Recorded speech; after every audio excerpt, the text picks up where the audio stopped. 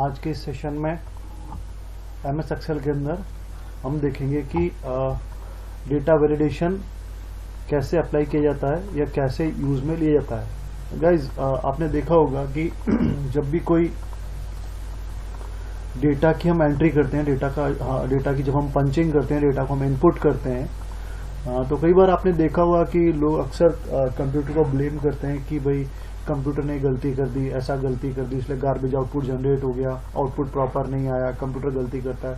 तो गाइज अपने दिमाग में प्लीज आप एक बात अच्छे से समझ के रखिए, कंप्यूटर कभी भी खुद से अपने आप से डेटा को प्रोसेस करने के अंदर कभी भी किसी प्रकार की कोई भी गलती नहीं करता है।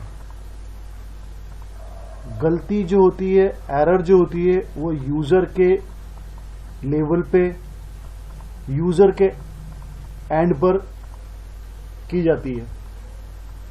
एग्जाम्पल के तौर पे अगर यूजर गलत डेटा की पंचिंग कर रहा है, गलत डेटा की एंट्री कर रहा है, गलत डेटा एज ए इनपुट दे रहा है, तो कंप्यूटर उस डेटा के बिहाफ पे, उस डेटा के बेसिस पे ही फर्दर प्रोसेसिंग करता है, और जो डेटा ऑब्वियसली जो डेटा उसे प्रोवाइड करेंगे उसी के बेसिस पे आउटपुट जनरेट करेगा। तो गाइज यहां पे आपको एक बात सीधा सीधा समझ में आना चाहिए कि जो ह्यूमन इन्वॉल्वमेंट है, ह्यूमन के लेवल पर डेटा की पंचिंग के दौरान, एंट्री के दौरान, इनपुट के दौरान गलती हो सकती है, और आगे जो उसका रिफ्लेक्शन मिलता है वो गार्बेज डेटा के रूप में मिलता है, गार्बेज आउटपुट के रूप में मिलता है। कंप्यूटर में बेसिकली हम एक टर्म यूज करते हैं GIGO, गार्बेज इन, गार्बेज आउट। अब गाइज मुद्दे की बात पे आते हैं कि एग्जैक्टली डेटा वैलिडेशन कैसे काम करता है।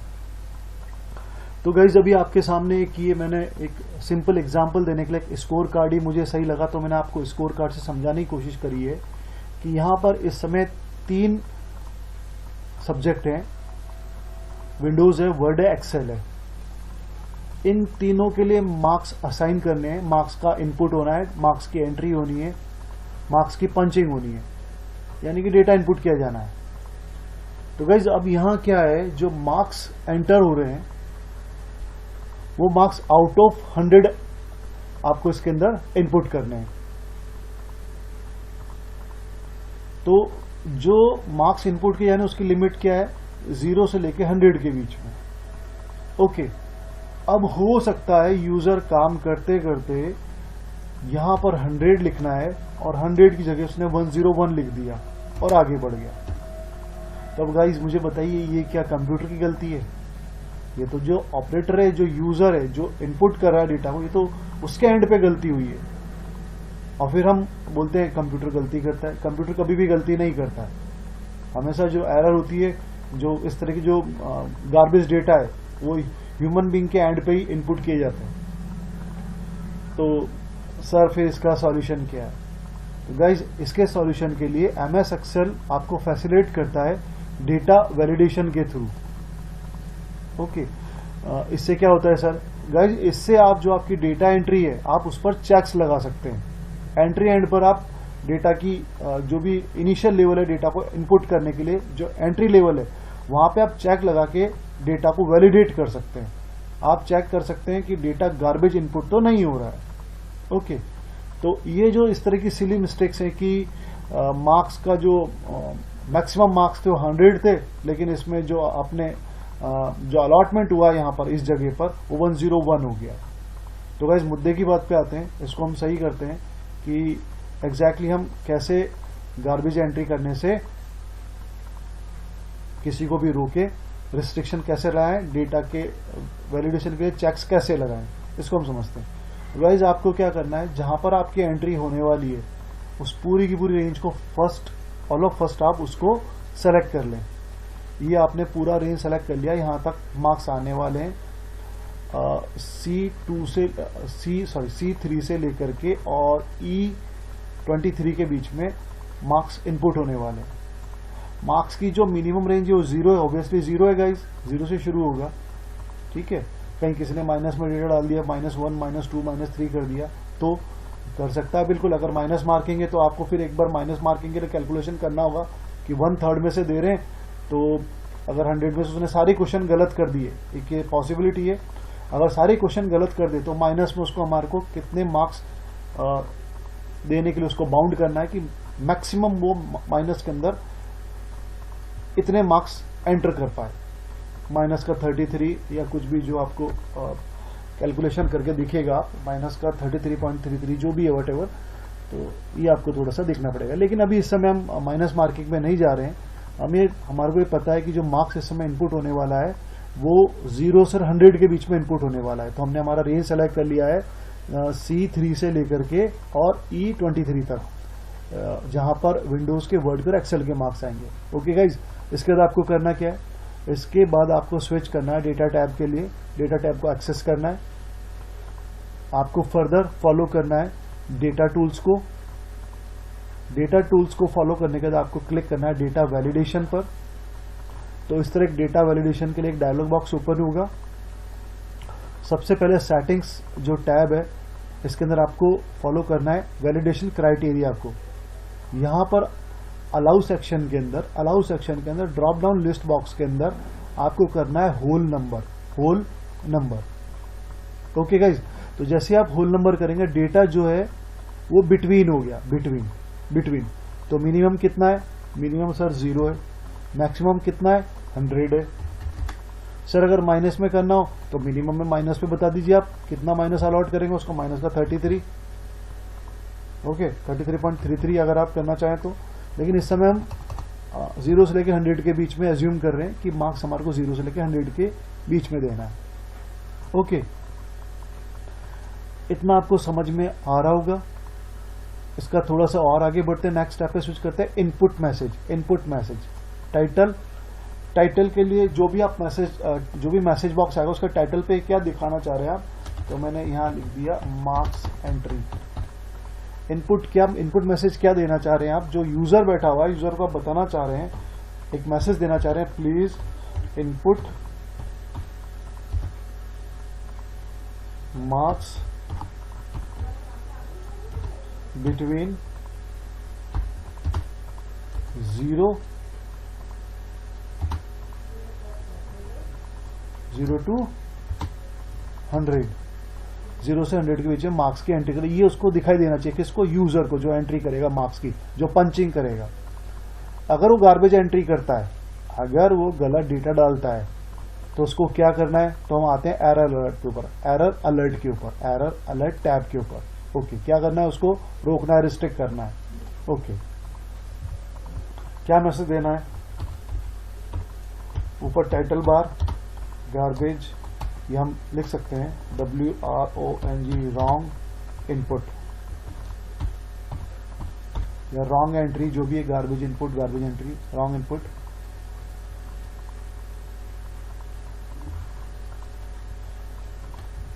मैसेज क्या देना है, सेम मैसेज रिपीट कर देते हैं, WRONG, रॉन्ग एंट्री। ठीक है, या इसको आप गार्बेज एंट्री बोल सकते हैं, गार्बेज एंट्री। ओके, एक मैसेज देना चाह रहे हैं आप इसको। इसके बाद आपने ओके पे क्लिक करना है, ओके पे आपने क्लिक कर दिया। ओके, अब गाइस देखिए, अब आप आ गए यहां पर इस रेंज में। देखिए आप जहां भी आप जाएंगे, ये एक आपको एक टिप फॉलो करेगा। ठीक है, टिप क्या है, मार्क्स एंट्री है, please input marks between 0 to 100। आप कहीं भी जाएं, किसी पर्टिकुलर, जैसे आप बाहर जाके देखिए मैसेज नहीं आ रहा, लेकिन जो रेंज आपने सेलेक्ट करी थी वहां पर आपको इस तरह एंट्री करने के लिए एक मैसेज मिलेगा। ओके, अब मार्क्स आप इनपुट कर रहे हैं। ठीक है, ओके, 80, 85, 99, यहाँ पे मार्क्स दिया आपने। सपोज इसने एग्जाम नहीं दिया है, क्वेश्चन पेपर गलत कर दिया सारा, 0 मार्क्स ले लिया। 101 आपने एंटर करने की कोशिश करी, तो क्या मैसेज आया, गार्बेज एंट्री। क्या ये आपको आगे बढ़ने देगा, रिट्राई कीजिए, ये तो सही कर लीजिए मार्क्स। अगर आप नहीं सही कर रहे हैं, एंटर कर रहे हैं, तो लिखा हुआ आ रहा मैसेज गार्बेज एंट्री। आपके से एक ही विकल्प है, तो आप इसको कैंसिल करें या आप इसको सही एंटर करके आगे बढ़े। तो इस समय मैं कर रहा हूं इसको 89, ओके, रेंज के अंदर है, 95 रेंज के अंदर। ओके गाइज, अगर आप करते हैं यहाँ पर -1, तो माइनस का 1 भी अलाउ नहीं है क्योंकि आपने मिनिमम वैल्यू 0 दे रखी है। ये तो रिट्राई करें इसको, रिट्राई करके इसको आप सही करें। आप 1 दे सकते हैं, आप 99 दे सकते हैं, आप 100 दे सकते हैं, आप 0 भी दे सकते हैं, सॉरी आप 0 की एंट्री भी कर सकते हैं। ओके, लेकिन अगर गार्बेज एंट्री आप करेंगे 100.1 तो ये भी गार्बेज एंट्री है। एग्जैक्टली 100 ही होना चाहिए क्योंकि हमारा जो रेंज है वो हमने 0 से लेकर के 100 के बीच में डिफाइन किया। जो मार्क्स एंटर करने, जो मार्क्स का इनपुट होना है वो 0 से लेकर के 100 के बीच में ही होगा। ओके गाइज, सर एक बार दोबारा बताना है। ओके, एक बार हम रिपीट कर लेते हैं इसको। पहले हम क्या करते हैं, जो हमने अप्लाई कर रखा है वैलिडेशन, उसको क्लियर ऑल कर देते हैं और ओके कर देते हैं। पहले हमने सारा जो अप्लाई किया था उसको हमने क्लियर कर दिया है। डेटा वैलिडेशन सेटिंग्स में आएंगे, एनी वैल्यू आ रहा है, यहाँ करना है आपको होल नंबर बिटवीन मिनिमम कितना 0, मैक्सिमम कितना 100। ओके, इनपुट मैसेज क्या, इनपुट मैसेज दे रहे हैं title input of marks, please enter marks between 0 and 100। ये आपने मैसेज दे दिया। ओके, एरर अलर्ट क्या दे रहे हैं, टाइटल दे रहे हैं आप गार्बेज एंट्री। गार्बेज का मतलब होता है कचरा। ओके, रॉन्ग एंट्री, यहाँ पे मैसेज दे दिया।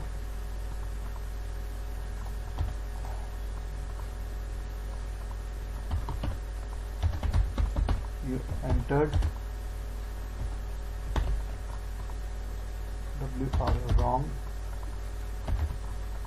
marks। ये एक मैसेज आपने दे दिया, या यहां आपने दे दिया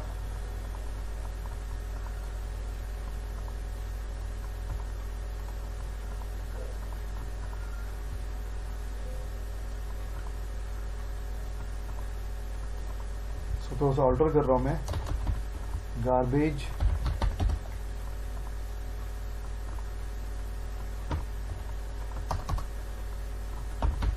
एंट्री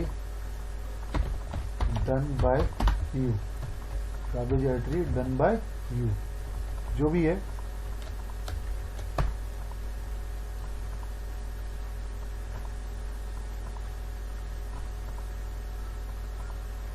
या ओनली गार्बेज एंट्री डन कर देते हैं, गार्बेज एंट्री, या इसको कर देते हैं garbage entry perform. Okay, garbage entry perform भी हमने एक मैसेज दे दिया, एरर मैसेज है। तो गाइस को समझिए, सेटिंग्स के अंदर क्या करा, होल नंबर्स बिटवीन 0 to 100। आप चाहें तो माइनस वाला मिनिमम में आप कैलकुलेशन करके आप दे सकते हैं। अगर माइनस में लग रहा है आपको मार्क्स, माइनस में भी जा सकते हैं, माइनस मार्किंग है तो आप माइनस यहाँ कैलकुलेशन कर लीजिए। 100 का 33 1/3 के हिसाब से आप कैलकुलेट कर लीजिए कि मैक्सिमम अगर 100 मार्क्स 100 नंबर्स भी अगर गलत करें तो कितना जाएगा ये। तो इस केस में -33 अगर आप बताते तो -22 भी हो सकता है, -1 भी हो सकता है, जो भी कैलकुलेशन है वटेवर। इनपुट मैसेज के अंदर आपने इनपुट मैसेज बता दिया कि क्या इनपुट मैसेज, तो आपने टाइटल बार डिस्प्ले होगा इनपुट मार्क्स के लिए, इनपुट ऑफ मार्क्स, और मैसेज आएगा please enter marks between 0 and 100। Okay, और 0 to 100 हो सकता है। एरर अलर्ट के अंदर हमने उसको रोक दिया, स्टॉप कर दिया, हमने उसको अलाउ नहीं करा है। आप ये और चीजें कर सकते हैं, वार्निंग इन्फॉर्मेशन दे सकते हैं, लेकिन हमने सीधा उसको रिस्ट्रिक्ट कर दिया। टाइटल क्या है, गार्बेज एंट्री के नाम से, और गार्बेज एंट्री परफॉर्म्ड, ये मैसेज उसको फ्लैश होगा अगर वो गार्बेज एंट्री करता है तो, जो भी यूजर है। ओके, अब यहाँ पे देखिए ये टिप आ रहा है, जहां कहीं भी आप सेल के ऊपर जाएंगे तो आपको बताएगा कि मार्क्स की आप एंट्री कीजिए। ओके, यहाँ पर आपने डाला 25 इसने ले लिया, 33 इसने ले लिया, 59 ये भी इसने ले लिया। अब अगर आप यहाँ करते हैं माइनस का 1, तो देखिए तुरंत एक मैसेज आएगा गार्बेज एंट्री का, गार्बेज एंट्री परफॉर्म। या तो इसको कैंसिल कीजिए या आप रिट्राई कीजिए करके, इसको अल्टर करके सही एंट्री कीजिए। एग्जाम्पल के तौर पे मैंने 99 कर दिया। ओके, 99 सही है, इसने ले लिया। लेकिन अगर मैं यहाँ पर 100.1 भी करता हूँ तो ये भी गार्बेज एंट्री परफॉर्म्ड में आएगा, उसमें काउंट होगा, गार्बेज एंट्री के अंदर काउंट होगा। ओके, तो इसको कैंसिल कीजिए, रिट्राई करके इसको सही कीजिए। ओके गाइज, तो ये हुआ रेंज पर चेक लगाना।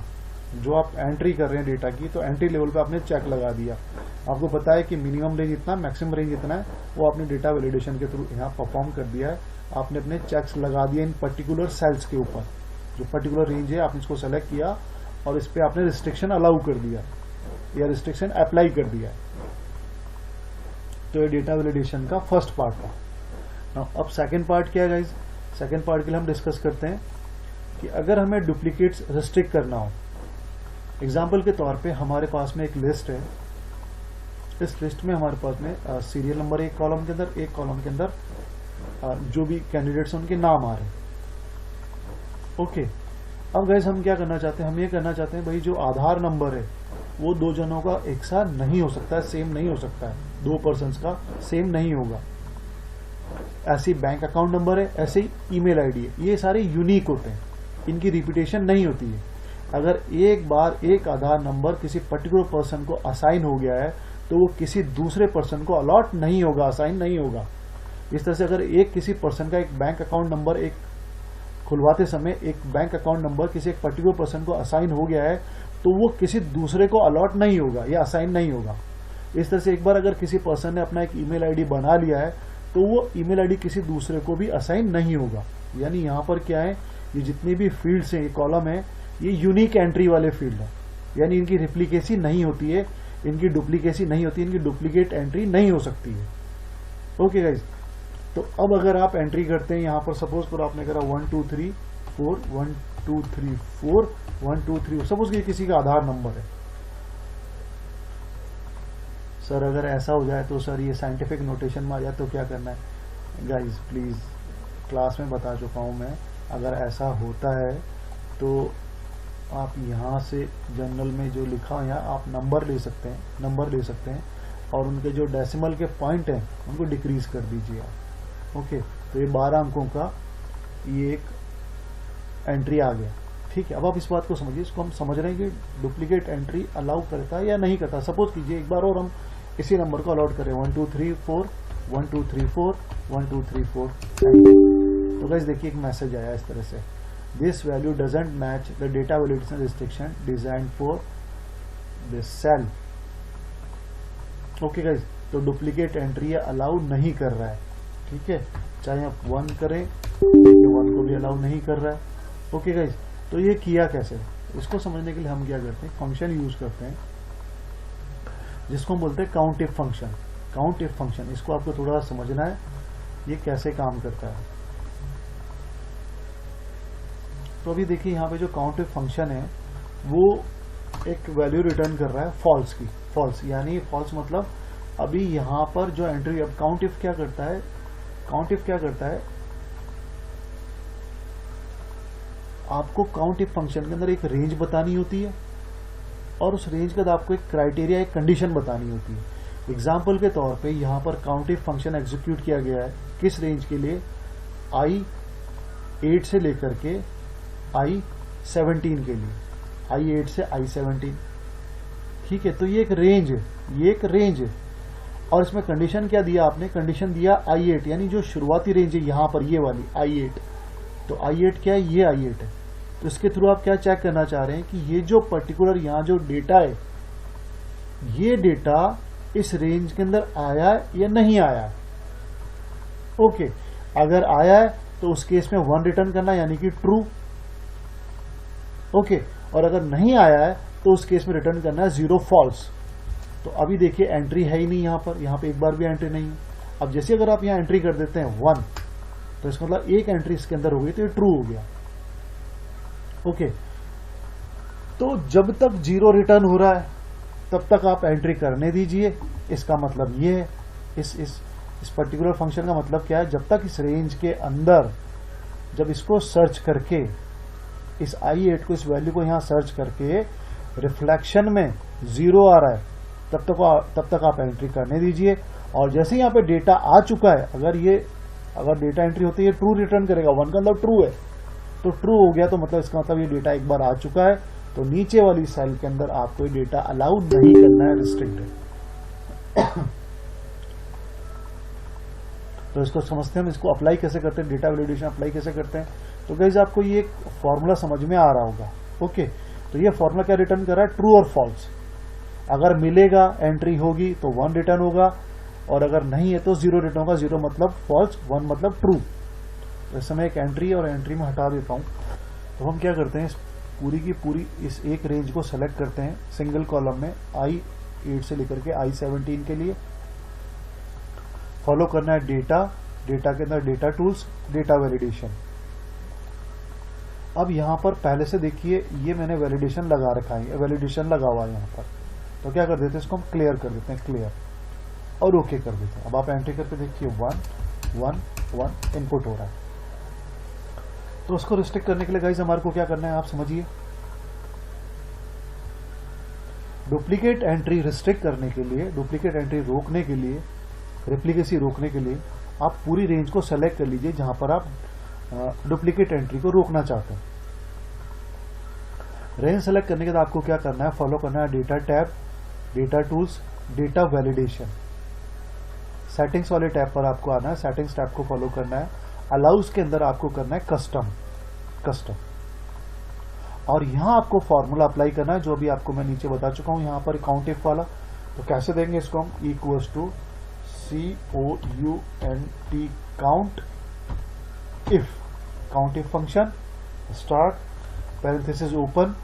कौन सी रेंज है, ये पूरी की पूरी रेंज है। इस रेंज के लिए हम काउंट इफ अप्लाई कर रहे हैं। ऑब्वियसली और ज्यादा अगर 20 है, 25 है, 100, 50 है, 1000 के करीब है, तो पूरा रेंज आप सेलेक्ट कीजिए। इस समय हमारा जो रेंज है जहां पर हम वैलिडेशन अप्लाई कर रहे हैं डुप्लीकेट वैल्यू को रिस्ट्रिक्ट करने के लिए, वो I8 से I17 है। और गाइज मैं आपको पहले बता चुका हूं कि रेंज को हमेशा आप एब्सोल्यूट रेफरेंस में कन्वर्ट कर दो। तो ये मैंने ये रेंज सेलेक्ट किया और कीबोर्ड से F4 की हिट कर दिया, F4 की। तो जो पूरा का पूरा रेंज है ये क्या बन गया, एब्सोल्यूट रेफरेंस, कॉमा। इस रेंज के अंदर मुझे किसको सर्च करना है, जो सबसे पहली एंट्री है, फर्स्ट एंट्री, यानी कौन सी, I8 को सर्च करना है। ओके गाइज, इसका जो रिफ्लेक्शन है ट्रू या फॉल्स, तो मुझे 1 रिफ्लेक्ट करना। अगर यहां पर डेटा है तो 1 रिफ्लेक्ट करे, अदरवाइज 0 है तो ये नीचे कंपेयर होता हुआ चलेगा। देखिए यहां पे हमने इस रेंज को तो कर दिया है, क्या कर दिया, रेंज को एब्सोल्यूट रेफरेंस, लेकिन जिसको हम सर्च कर रहे हैं उसको हमने रिलेटिव रखा है, उसमें किस तरह का बदलाव नहीं करा है। यानी कि ये जो रिलेटिव रेफरेंस है, एक बार I8 होगा, एक बार I9 होगा, एक बार I10 होगा, I11 and so on up to I17 तक। तो ये नीचे जैसे ही नीचे आएगा ये चेक करेगा ये नंबर कहीं पहले ऊपर तो नहीं आया है और कहीं ऑलरेडी एग्जिस्ट तो नहीं कर रहा है। अगर है तो एंट्री नहीं करने देगा, अगर नहीं है, फॉल्स है, तो उस केस में आपको ये एंट्री करने देगा। तो हमने इसको ओके कर दिया, करके देखते हैं। अब नंबर देते हैं हम 1 2 3 4 1 2 3 4 अगेन 1 2 3 4 12 डिजिट का, एंटर। ओके 1 2 3 4 1 2 3 4 1 2 3 4 एंटर करते ही इसने हमारे को मैसेज दे दिया कि ऑलरेडी एग्जिस्ट है। सर कैसे सर, एक बार दोबारा देखिए आप प्लीज। 1 1 1 1 पहले 4 डिजिट, 2 2 2 2 मिडिल बीच के 4 डिजिट, 3 3 3 3 4 डिजिट। ओके, अब अगर यही एंट्री दोबारा करते हैं 1 1 1 1 4 टाइम, 2 2 2 2 4 टाइम, 3 3 3 3 4 टाइम, एग्जिस्ट कर रहा है ऑलरेडी। ओके, तो ये इसको अलाउ नहीं करेगा। ये तो दूसरा नंबर डालिए आप दूसरा नंबर डालिए 2 2 2 2 5 5 5 5 7 7 7 7, तो ये अलाउ कर देगा। लेकिन हाँ, अगर आप इस एंट्री को दोबारा करते हैं, सेकंड वाली एंट्री को 4 times 2 4 times 2 4 times 5 and 4 times 7, जैसे आप एंट्री करेंगे ये आपको अलाउ नहीं करेगा। क्यों? क्योंकि ये ऑलरेडी ऊपर एग्जिस्ट कर रहा है, इससे जस्ट ऊपर ये एग्जिस्ट कर रहा है, तो इसलिए आपको इसको कैंसिल करना पड़ेगा। सर वैलिडेशन अप्लाई करना सर बताइए, डुप्लीकेट दोबारा सर। ओके, अब ऐसे अकाउंट नंबर के अंदर, अकाउंट नंबर अगर एक बार आ गया गाइस तो ये दोबारा इसकी रिप्लिकेसी नहीं होगी, रिपीट नहीं होगा नीचे, क्योंकि ये भी यूनिक होता है। चलिए अलाउ करते हैं इसको। रेंज हमने सेलेक्ट कर दिया, कहाँ से, J8 से और J17 तक। ओके गाइज, अब हम अगेन जा रहे हैं डेटा वैलिडेशन को फॉलो कर रहे हैं। ऑब्वियसली डेटा टैब है, डेटा टैब के अंदर आपको data tools, data validation, allow के अंदर एनी वैल्यू नहीं आएगा, कस्टम। ओके गाइज, यहाँ फॉर्मूला क्या अप्लाई करेंगे, इक्वल्स टू क्या, equals to count if parenthesis open, कहाँ सर्च करना है, इस रेंज में सर्च करना है। ये पूरा का पूरा रेंज आ गया J8 से J17। जैसा कि मैं आपको बता चुका हूं, रेंज को एब्सोल्यूट रेफरेंस में कन्वर्ट कर दो। रेंज को सेलेक्ट किया और F4 की को हिट कर दिया। अब इस रेंज में क्या सर्च करना है, ये पहला वाला जो सेल है इसको सर्च करना है। ओके, क्लिक कर दिया। क्या देखना है, क्या चेक करना है कि ये ट्रू है या फॉल्स है, 1 कर दिया। ओके ओके, ठीक है। अब यहां देखिए बैंक अकाउंट नंबर 1 2 3 4 5 6 7 7 8 9 1 2 3 4 5 6 7 8 9, एंटर।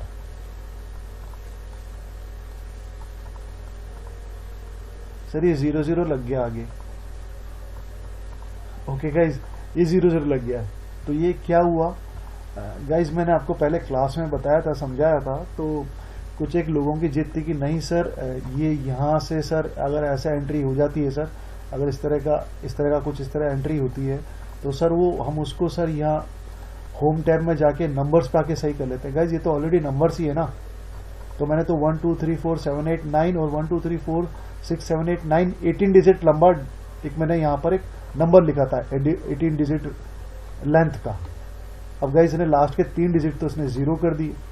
तो गाइज आप इस चीज को समझिए कि MS एक्सेल आपको केवल न्यूमेरिकल डेटा 15 डिजिट लेंथ तक ही अलाउ करता है। जो लेंथ है यहां पर आप केवल 15 डिजिट तक का डेटा देखिए, 9 है, 9 का 10 11 12 13 14 15, तो 6 तक तो सही था। लेकिन जैसे विड्थ इसका लेंथ जो है 15 डिजिट से ज्यादा हुआ, इसने 0 कर दिया। तो अब इसका सॉल्यूशन क्या है, इसका सॉल्यूशन ये है कि आप अपस्टॉफी अगर आपको 15 डिजिट से ज्यादा लंबा डेटा एंटर करना है तो आप अपस्टॉफी के साथ शुरुआत करें। ठीक है गाइज, तो देखिए हम क्या करते हैं, अपस्टॉफी क्या, 1 2 3 4 5 6 7 8 9, अगेन 1 2 3 4 5 6 7 8 9। ये 18 डिजिट लंबा डेटा है, इसकी जो लेंथ है 18 डिजिट की है।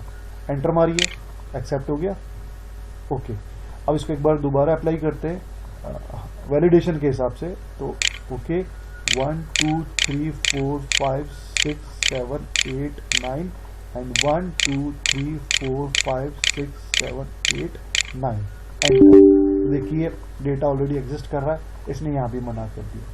तो अगर डेटा आपको एंट्री करनी है तो आप यहाँ पे कोई दूसरा नंबर लेकर के एंट्री करें, तो ये आपको अलाउ कर देगा। अगर कुछ बदलाव करते हुए आप एंटर करते हैं डेटा को तो ये एक्सेप्ट कर लेगा, एंटर। ओके गाइज, सेम इसी तरह से ईमेल एड्रेस के केस में भी अगर कोई ईमेल एड्रेस एक बार किसी का आपने एंटर कर दिया है तो ईमेल एड्रेस भी यूनिक होता है।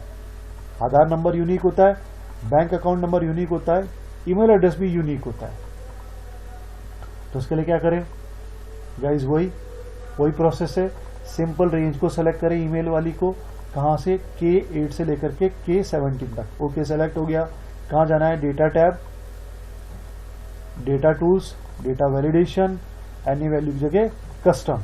फॉर्मूला क्या आएगा, equals to COUNT count if parenthesis open. Okay, range क्या है हमारा, रेंज है हमारा K8 से लेकर के K17 तक।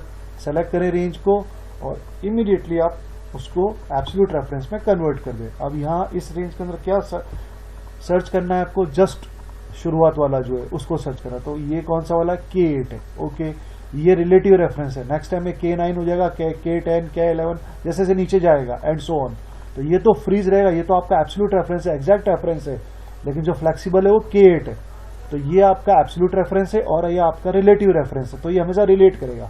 इसका वैल्यू क्या होना चाहिए, equals to 1, true. Okay, entry करके देखिए आप, कोई ईमेल एड्रेस लिखिए यहाँ पे, लिखा 12345@gmail.com, 12345@gmail.com। जैसे आपने लिखा, डुप्लीकेट एंट्री नहीं हो सकती है, मना कर दिया, डुप्लीकेट एंट्री नहीं होगी, मना कर दिया। ओके, ये तो रिट्राई करके इसको सही करें या कैंसिल करें।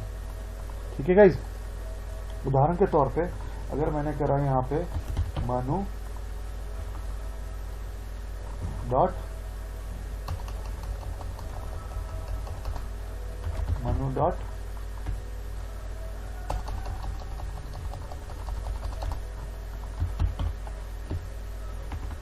sap17@gmail.com। अब अगर मैं करता हूं manu डॉट, सीधा नाम ले रहा है ये मेरा, तो अब मैं यहाँ पे थोड़ा सा चेंज करता हूँ मैं। देखिए इसने बता दिया रिस्ट्रिक्ट, ये ऑलरेडी आ चुका है, डुप्लीकेसी हो रही है, तो मैं 17 SAP यहाँ थोड़ा सा बदलाव करके एंटर करता हूँ। देखिएगा इसने एक्सेप्ट कर लिया। अब अगर दोबारा मैं एंट्री करता हूँ manu डॉट sap17, अगर ये मैं एंट्री करता हूँ, इसको रिपीट कर रहा हूँ, देखिए ये मुझे एंट्री नहीं करने दे रहा है। तो इस तरह से गाइज आप डेटा वैलिडेशन अप्लाई कर सकते हैं। सर सारे पे एक साथ नहीं, सारे पे एक साथ नहीं, वर्टिकली एक एक रेंज को सेलेक्ट कीजिए, एक एक रेंज को सेलेक्ट कीजिए, पहले इसको, फिर इस कॉलम को, फिर इस कॉलम को इंडिविजुअल अलाउ कीजिए। ओके, क्योंकि वो सर्च करता है ना ऊपर वाले को नीचे, इसके अंदर आके कि भाई नीचे आता है तो देखता है पहले तो नहीं आ रखा है नंबर, ये ऑलरेडी एग्जिस्ट तो नहीं है। तो अब एग्जिस्ट, अगर आप चेक किसको कर रहे हैं, एक नंबर को नीचे रेंज, जो भी रेंज है उसमें हर एक में चेंज कर, चेक करते हुए जा रहे हैं कि पहले तो नहीं आया, पहले आया तो नहीं है, ट्रू या फॉल्स है, ट्रू या फॉल्स है रिफ्लेक्शन। तो ऐसे बैंक अकाउंट के नंबर सीरीज क्या हो जाएगी, जे वाली हो जाएगी। ईमेल एड्रेस के लिए रेफरेंस क्या हो जाएगा, के वाला हो जाएगा। ओके गाइज, तो इसलिए एक बार में एक ही कॉलम को आपको वैलिडेट करना है। चेक्स जो लगाने हैं आपको डुप्लीकेट एंट्री को रिस्ट्रिक्ट करने के लिए, एक बार में एक कॉलम की रेंज पे ही लगाना है। सो गाइज, अभी आज के लिए इतना ही बहुत है। नेक्स्ट सेशन में हम देखेंगे कि कैसे हम लिस्ट बनाएं, लिस्ट जो बनता है, ड्रॉप डाउन लिस्ट बॉक्स खुलता है, उसको वैलिडेशन के थ्रू कैसे बनाते हैं। Okay guys, thank you.